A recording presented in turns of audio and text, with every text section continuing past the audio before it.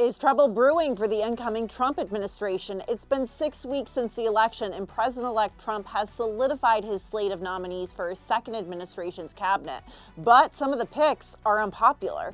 Trump's initial pick for Attorney General, Matt Gaetz, has already withdrawn his name from consideration, former Florida Attorney General Pam Bondi taking his place in that post. Meanwhile, Pete Hegseth, the man tapped to lead the Pentagon, has gained ground in the last week or so after reports of sexual misconduct and excessive drinking threatened to sink his nomination as well. And Director of National Intelligence nominee Tulsi Gabbard and Health and Human Services pick Robert F. Kennedy Jr. now face battles of their own on their way to confirmation. Meantime, a new AP-NORC poll shows that more than 50% of Americans have low confidence in Trump's cabinet picks. It's time to go on the record with Scott Tranter, the Director of Data Science from Decision Desk HQ. Scott, it's always good to see you. Let's start off with Robert F. Kennedy Jr. and Tulsi Gabbard. They're both on the Hill this week courting senators' votes.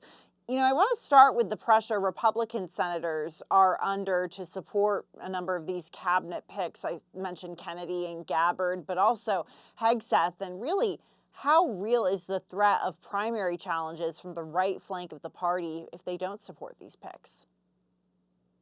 Look, I think the threat is real. Whether they're credible or not, will be credible challengers. That's a different question. Elon Musk has said he was going to fund it. Let's take a look at Joni Ernst. She was the one who was in the focus last week. As being a key committee vote on Hegseth's nomination. She's a well-liked, popular senator out of Iowa. She is up in 26. There are some candidates in Iowa who might primary her. And could raise some money, but it would be an uphill battle considering that she is still well liked in the state. So that's one example of a lot of noise around something that I don't necessarily think if it materialized, and that's a big if. It'd certainly be a fun primary to watch, but I think she probably wins it handily. That being said, no senator wants to be primaried, and that's why I think you see even Joni Ernst soften her stance on Pete Hegseth, and some of these other senators really take a very what I would call subdued approach to some nominees who they may not necessarily be excited to vote for. What about the senators who have faced primary challenges, like Senator Bill Cassidy from Louisiana? Look, I understand he's a very popular senator in Louisiana, but he did vote to convict Trump 4 years ago during his second impeachment trial in the Senate. And we know that he seems to have come around to Pete Hegseth, but he's the incoming Senate Health Committee chair. There's a lot of questions as to what he'll have to say about Robert F. Kennedy. Do you think that's a risk? Yeah, look, we're in a close Senate. You've got, RFK made news this week. One of his advisors wants to roll back the polio vaccine, and we got a rare statement from Senator McConnell, who's no longer in leadership, but decided to voice his opinion on that. Yeah, I think all these nominees, they're going to be relatively close votes. Every senator counts. Especially when you got a senator who's on a key committee, he's got to come out of committee before he gets the full vote. And he's going to need every single last senator to do that. I think a senator like Bill Cassidy, who has shown he's willing to buck the president in the past, he's going to think about it. My guess is at the end of the day, he probably supports Kennedy as long as Kennedy, has a relatively non-explosive or non-crazy confirmation process. But that'll be the nail biter for the next couple months, because I think all these senators are going to be up into the last minute, really thinking carefully about their vote. Yeah, and I want to zero in on the confirmation process, because we know these nominees are going to be facing their confirmation hearings next year. We oftentimes hear these hearings likened in some cases to the Kavanaugh hearings that we saw that were quite dramatic back in 2018 as he was facing sexual misconduct allegations.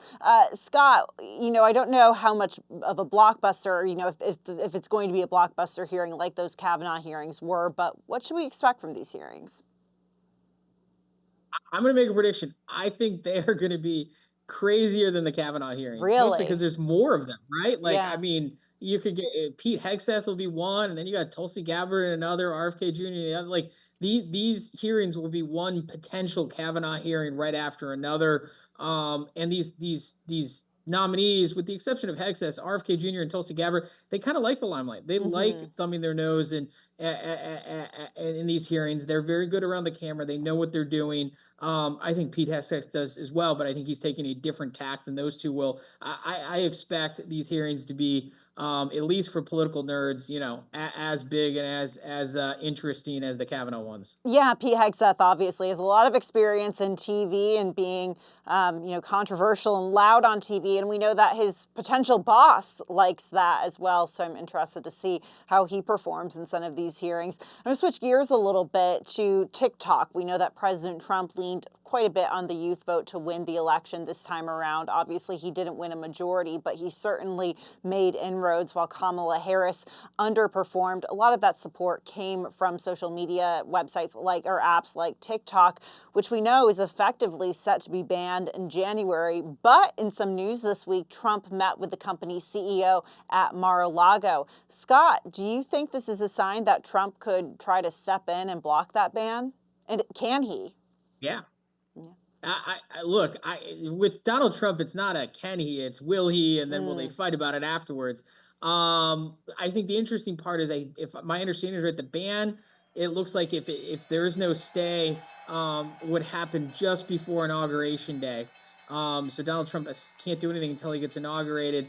My understanding is there can be an exception in the executive branch for some sort of national security reasons, which I don't know what that would be, but my guess is there's some sort of exception that can be had. Donald Trump, he likes this. He likes being the sole decider on things. He likes it when the decision comes down to him. It gives him the attention. It gives him the power. That's why he's taking all these meetings. And as I'll quote him, he attributes TikTok to his increase in support among the youth vote. So yeah. I don't know what he's going to do, but he's going to its potential to reverse a decision that Congress voted on and voted on overwhelmingly. So I think we're setting up for one of potential big legislative fights or big public fights, depending on what Donald Trump decides to do after he gets inaugurated. Some other news this week, Trump has sued veteran Iowa pollster Ann Selzer, citing election interference. We know that Selzer released a poll shortly before the election showing Harris leading in the Hawkeye state and doing better with women. And of course, Trump ended up winning Iowa and made significant inroads with the women vote. Scott, how worried does a lawsuit like this make the polling community? We know that pollsters often make errors. It is a science, it is a trial and error field. So is this ultimately worrying that this could set some sort of a precedent? Yeah, look, as a pollster myself, you always wonder when you put it out. You have the normal disclaimers. I should note that Ann Seltzer's not the one actually being sued. Right. It's actually Gannett, the parent Gonna- company of the Des Moines Register. So I'm not sure that Ann Seltzer is going to have a whole lot of. I mean, it's her poll, but that is a nuance there. It'll be interesting to see how it plays out. I'm not a lawyer. I don't necessarily think this one's designed for Donald Trump to win, but it is designed for him to extract some legal fees out of some folks, and potentially get into some depositions. But yeah, this kind of lawsuit, it's clear that Donald Trump wants to use this tactic, and he may use it against other news organizations going forward, and he might do it while he's president. So this could be some foreshadowing of what we're going to see over the next 3 to 4 years. Moving to Judge Juan Merchan in New York, he just denied Trump's appeal to toss his criminal conviction in the state. That decision comes as a Gallup poll released this week shows Americans' confidence in the court system is at a record low. That's 35%. Trump has indicated he plans to take on what he calls the weaponization of the justice system. So, Scott, what impact do you see that having on Americans' views of the courts going forward? I think we're going to see more of what we saw. Julia, you and I talked a lot during the first part of 2024 as Howard Trump's court case is going to play out electorally, and we have our answer.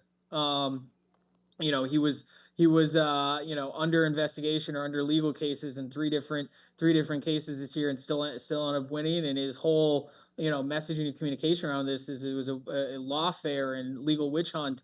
And polling shows that generally speaking, Americans, or at least the Republicans of his base agree. And broader, only 35% of Americans have trust in the court system. So it is a bipartisan issue that there isn't enough trust in the courts. That's how I read that 35%. is Republican Democrats don't necessarily like it. Now they may not like it for different reasons, opposing reasons, but by and large they don't necessarily like it. Looking ahead to 2025, we are seeing that Virginia Democrats are investing in both of the state's legislative caucuses. Now, that money, that six-figure investment, $100,000, can be used also to help aid Democrats in two special elections they will be taking part in Loudoun County next week, the 32nd state Senate seat, I should say, and of course the 26th state House seat. We know that Democrats are widely expected to win these races. They're in Loudoun County. It's a traditionally blue part of the state. But it's interesting because Vice President Harris seemed to underperform in Loudoun County like she did in many other bluer parts of the country. So, Scott, we know that Virginia is home to a big governor's race later next year. Is this a sign that Democrats could be somewhat worried ahead of the governor's race, or are they essentially trying to lay the groundwork and prepare for what's going to be a competitive year in the Commonwealth? Yeah, these two races are races that as a political nerd, I'm going to try and read the tea leaves a little bit out of it. As you pointed out, Loudoun County went for Harris, but not go for Harris at the rates that she needed to. And it was one of those states, that was called for her relatively early on in the night, but was marginally not as good for her. That state trended right, and it was because of places like Loudoun County. It'll be interesting how these campaigns are run. I haven't looked at it too closely, but summer break or winter break plans. Do they tend? Are they going to be run on transportation issues? Are they going to be run on education issues? What are these two special elections going to be on? I think the Republicans are going to try and make it on education, and the Democrats are probably going to look at more traditional transportation and funding issues. But if they do it on education, and link it to some of the anti-wokeism, as the Republicans like to pull it, they might be able to pull off some upsets here, or actually closer races. They're going to try and drift or draft off of Donald Trump and Glenn Youngkin's past gubernatorial win. Yeah, we know in 2021, Loudoun County was ground zero for the education fight and also the debate over whether to reopen schools in the later days of the pandemic. So certainly an interesting place to watch politically. As always, Scott, thank you so much and have a great holiday. Yeah, thank you. You too. That's it for What's America Thinking. I'm Julia Manchester. Come back here next week and be sure to like, share, and subscribe to the Hills YouTube channel.